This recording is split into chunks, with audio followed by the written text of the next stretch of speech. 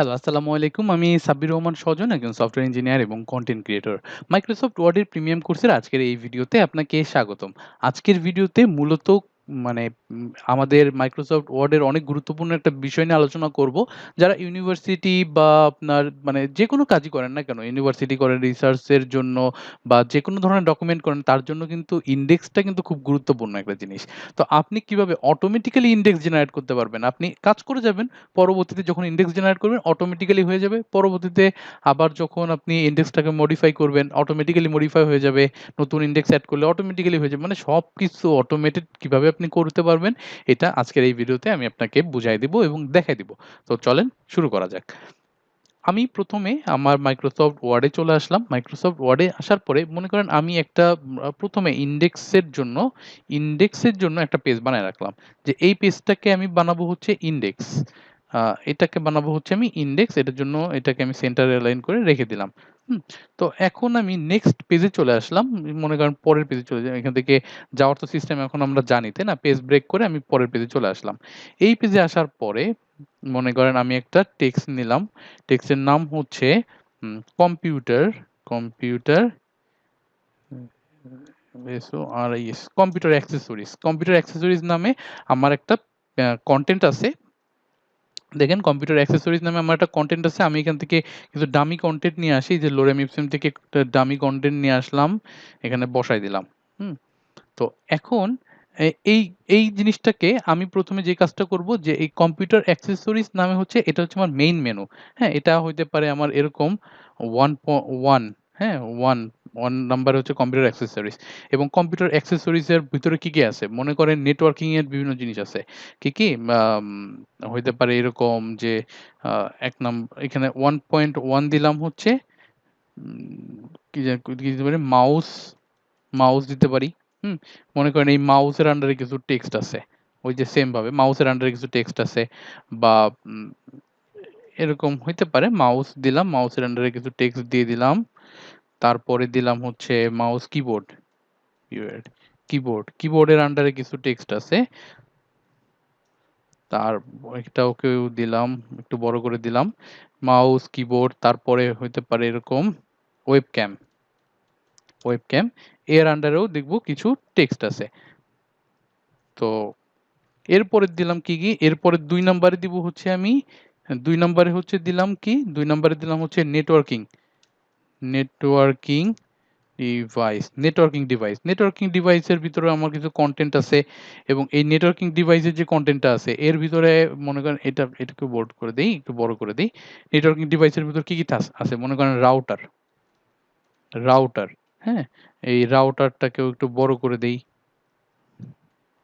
So এতটুকুই যেতটুকু হইছে এইটা নিয়ে আমি একটা ইনডেক্স করব। মনে করেন এখন যা হইছে যতটুক নিয়ে আমি একটা ইনডেক্স করব।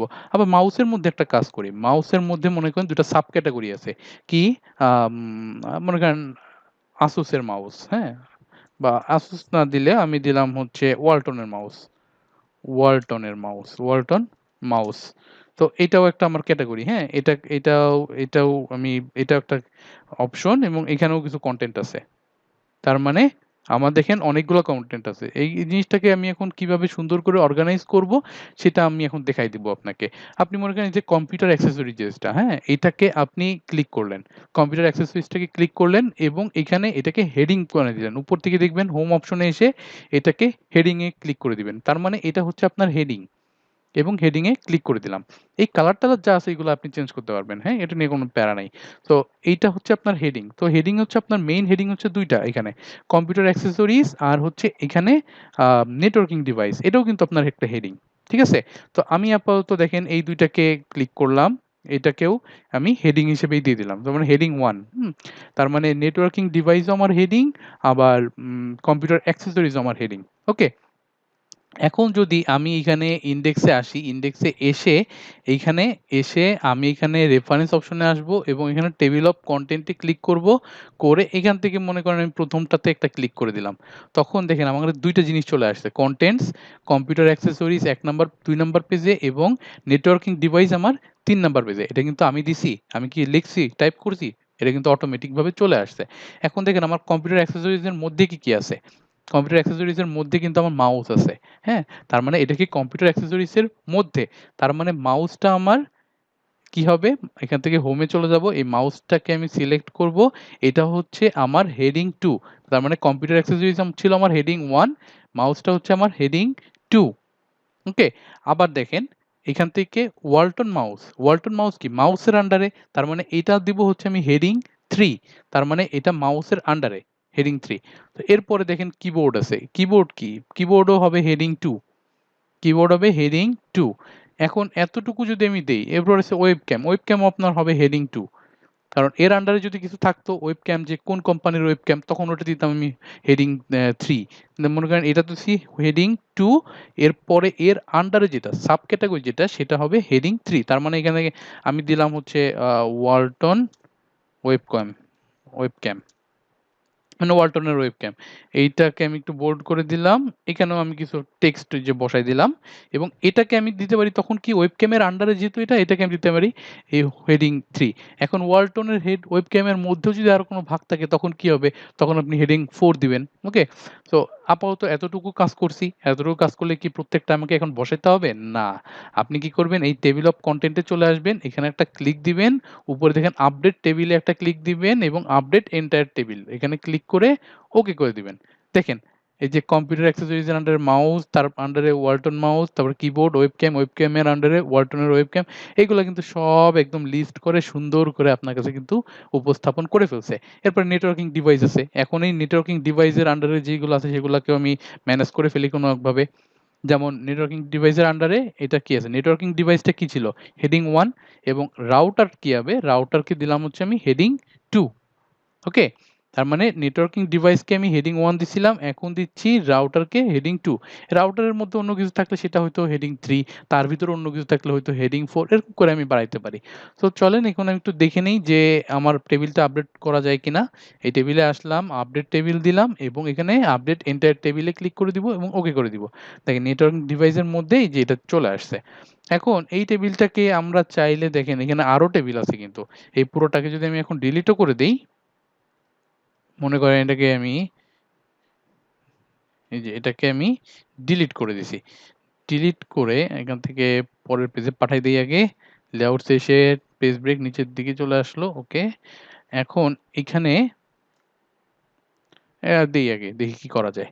এখান থেকে রেফারেন্সে আসবো, টেবিল অফ কনটেন্ট এ আসবো। দ্বিতীয়টা আমি সিলেক্ট করলাম। বা এটা না করে আমি ১ম টা সিলেক্ট করলাম। ১ম টাও দেখেন অনেকটাই একই ধরনের, তাই না? একই ধরনের কিন্তু স্টাইলটা। তো এখন আপনি চাইলে এই স্টাইলটা চেঞ্জ করতে পারেন। কিভাবে জানেন? এখান থেকে আপনি কাস্টম টেবিল অফ কনটেন্ট এ চলে আসবেন।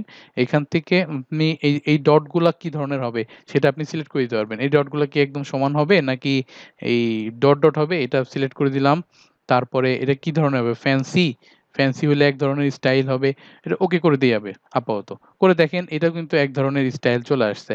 আবার যদি আমি এখান থেকে কাস্টম এ যাই, যে এখান থেকে ফ্যান্সি এটা দেই, ওকে করি। দেখেন এটা কিন্তু আরেকটা স্টাইল কিন্তু হয়ে গেছে।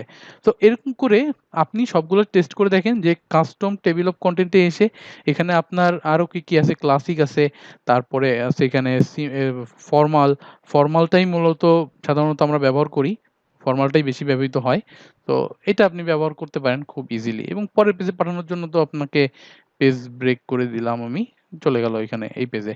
তো আশা করি আপনি বুঝতে পারছেন কিভাবে আপনার ডকুমেন্টে আপনি এই বিষয়গুলোকে খুব সুন্দর করে উপস্থাপন করবেন এবং ব্যবহার করবেন।